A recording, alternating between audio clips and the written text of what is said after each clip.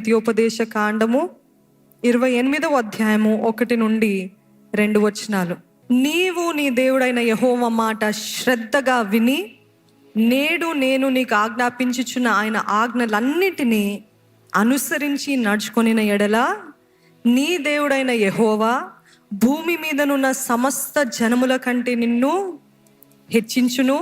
నీవు నీ దేవుడైన యెహోవా మాట వినిన ఎడల ఈ దీవెనలన్నీ నీ మీదికి వచ్చి నీకు ప్రాప్తించెను. ఇక్కడ చూడండి, ఏ దీవెనలు? 28వ అధ్యాయము ద్వితీయోపదేశ కాండం అంతా కూడా దీవెనలతోటి శాపాలతోటి నింపబడి ఉంటుంది. ఎంతమంది ఇప్పటికీ చదవారండి? It is full of the blessings of God. కానీ దేవుడు వాగ్దానము, ఏ వాగ్దానము చూసినట్లయినా it is not a unconditional promises. His love is unconditional. అర్థమవుతుందండి? ఆయన ప్రేమ షరతు లేని ప్రేమ. ఆయన ప్రేమలో ఎటువంటి టర్మ్స్ అండ్ కండిషన్స్ ఉండవు. కానీ ఆయన వాగ్దానాలు మన జీవితాల్లో నెరవేర్చబడాలంటే అది షరతులతో కూడిన వాగ్దానము. నమ్ముతున్నారా? అందుకని మిమ్మల్ని అడుగుతున్నాను, డూ యూ రిసీవ్ ఇట్ అని. అందరూ ఎస్ హ్యాపీగా రిసీవ్ చేసుకుంటారు, అందరూ ఎంతగానో యాక్సెప్ట్ చేస్తారు. కానీ అది షరతు. ఏంటి ఆ షరతు? మొదటిగా ఏంటిదంటే ఆయన మాటల్ని, ఆయన ఆజ్ఞల్ని వినాలి. రెండవ షరతు ఏంటిదంటే అనుసరించాలి. ఏంటి ఆ ఆజ్ఞలు? That we have to follow. ఆయన ఇప్పటికే మీకు అందరికీ తెలుసు ఏమి చేయాలో, ఏం చేయొద్దు, ఏం చూడాలో, ఏం చూడొద్దు, ఏం మాట్లాడాలో, ఏం మాట్లాడొద్దు. యథార్థంగా ప్రవర్తించే వారికి ఏ మేలు కూడా కొదువు ఉండదని ఆయన వాక్యం తెలియజేస్తుంది. అవునా కదా? మొట్టమొదటిగా ఆయన ఆజ్ఞలు వింటే, ఆయన మాటల్ని అనుసరిస్తే, అంటే ఆయన ఆజ్ఞల్ని అనుసరించినట్లయితే ఎటువంటి పరిమితులు లేకుండా దేవుడు మిమ్మల్ని ఆశీర్వదిస్తాడంట. ఆమేన్. ఈరోజు మనం అనుకుంటాము వాగ్దానము పొందుకున్నాను, కానీ మీ part, it is always God's promise and your part. ఎప్పుడు చెప్తూ ఉంటానండి, దేవుని వాగ్దానము మన భాగము, అంటే మన పార్టిసిపేషన్, మన పాల్పంపులు దాంట్లో ఉంది. దేవుడు ఆ వాగ్దానము నెరవేర్చాలంటే మనము చేయవలసింది చేస్తున్నామా? ఆయనకి దగ్గరగా జీవిస్తున్నామా? ఆయనకి ఇష్టానుసారంగా బ్రతుకుతున్నామా? అన్ని విషయాల్లో ఆయన చూస్తున్నాడు అని బ్రతుకుతున్నామా? ఆ భయము, ఆ దైవ భయము, దట్ రెవరెన్షియల్ ఫియర్, ఆ దైవ భయం కలిగినట్లు మనము జీవిస్తున్నట్లయితే దేవుడు ఏది కూడా తక్కువ చేయకుండా ఉండలేడండి. ఇర్మియా గ్రంథము 7వ అధ్యాయము 22-23 వచనాలు చదువుకుందాం. నేను ఐగుప్తు దేశంలో నుండి మీ పితరులను రప్పించిన దినమున దహన బలులను గూర్చి గాని బలులను గూర్చి గాని నేను వారితో చెప్పలేదు. అట్టి వాటిని గూర్చి నేను ఏ ఆజ్ఞయో ఇయ్యలేదు. ఈ ఆజ్ఞను మాత్రమే నేను వానికిచ్చి తిని, ఏదనగా నా మాటలు మీరు అంగీకరించిన ఎడల నేను మీకు దేవుడనయ్యుందును, మీరు నాకు జనులయ్యుందురు. మీకు క్షేమము కలుగునట్లు నేను మీకు ఆజ్ఞాపించుచున్న మార్గం అంతటి యందు మీరు నడుచుకొనుడి. ఇక్కడ చూసినట్లయితేనండి, దేవుడు ఎంత నమ్మదగిన దేవుడు, ఎంత ప్రేమమయుడు అంటే, లేవి కాండంలో సగానికి సగము ఏం బలులు అర్పియాలా, ఏం అర్పణలు ఇవ్వాలా, థ్యాంక్ ఆఫరింగ్, వేవ్ ఆఫరింగ్, ఈ ఆఫరింగ్స్ అన్ని ఆఫరింగ్స్ గురించి రాయబడుతుందండి. అంత స్పష్టంగా డీటెయిల్ బై డీటెయిల్ దేవుడు స్పష్టంగా లేవియా కాండంలో రాసి పెడతాడు. కానీ ఇక్కడ దేవుడు చూడండి, అవన్నీ కాదు, ఇవన్నీ నువ్వు ఎన్ని అర్పణలు ఇచ్చినా నాకు అది కాదు ముఖ్యమైనది. He's telling that is not the most important.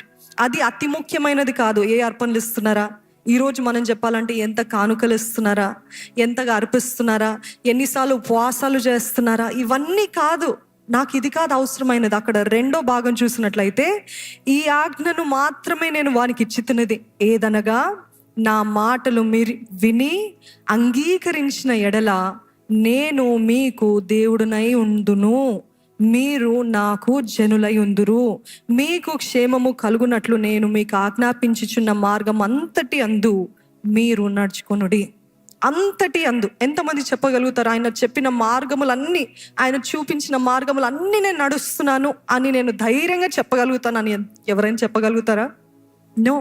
You might be saying, then I have failed, I cannot live up to God standards. దేవుని పద్ధతులు తగ్గట్టు నేను జీవించలేను అంటే నేను ఫెయిలియర్, నేను వెనకాలకి వెళ్ళిపోతా. కాదండి. దేవుడు అదే పదే నాకు అదే చెప్తున్నాడు. చాలా మంది నిరుత్సాహ భావంతో ఎంతగానో వెనకంజి వేస్తున్నారు. ఏంటి ఆ నిరుత్సాహ భావం అంటే, నేను దేవుని పర్ఫెక్ట్ స్టాండర్డ్స్కి ఉండలేను, దేవుడు చెప్పినట్టు జీవించలేను, ఆయన ఆజ్ఞలన్నీ నేను మరలా ఫెయిల్ అవుతున్నాను. I rather be a failure. నేను ఏదో కోల్పోయిన వాడుగా, లేకపోతే పాపాత్మురాలుగానే ఉంటే బెటర్. ఎందుకంటే నేను పర్ఫెక్ట్గా ఉండలేను కాబట్టి. కానీ దేవుడు ప్రతిసారి చూసేది ఏంటిదంటే, నా బిడ్డ నన్ను వెంబడించడానికి, నాకు ప్రీతికరంగా, నాకు ఇష్టంగా బ్రతకడానికి ప్రయత్నిస్తున్నాడా? Is he even trying?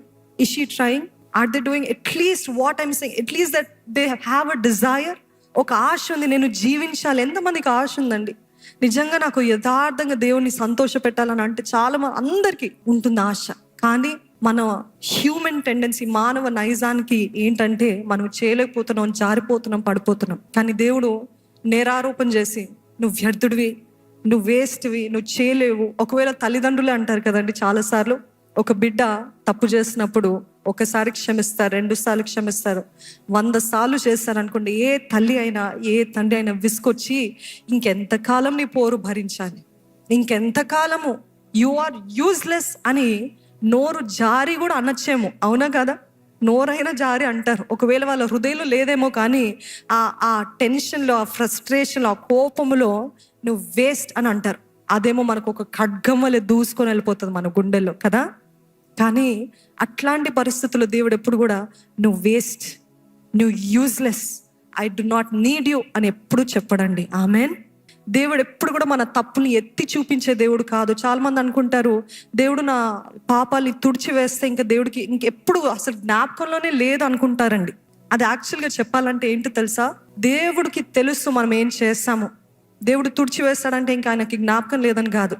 ఏం చేస్తాడంటే అది ఆయన మనస్సులో, ఆయన తలంపులో, ఆయన మెమరీలో ఉన్నప్పటికీ అది మరలా జ్ఞాపకానికి తీసుకొని రాడంట. ఎంతమందికి అర్థమైంది? You understand right? చాలా మంది అంటారు, I can forgive you but I will never forget అంటారు. ఐ కెన్ ఫర్గివ్, నేను క్షమిస్తాను కానీ నువ్వు చేసిన ద్రోహం ఎప్పుడు మర్చిపోను అంటారు. దేవుడు అంటున్నాడు, నేను తుడిచివేస్తాను, నేను అసలు జ్ఞాపకానికి, ఇంకా నువ్వు అదే చేస్తావు, ఆ పాపమే చేస్తావు, నేను మరలా నీ పైన నేరారోపణ నేను చేసే దేవుడిని కాదు. అది నా స్వభావం కాదు.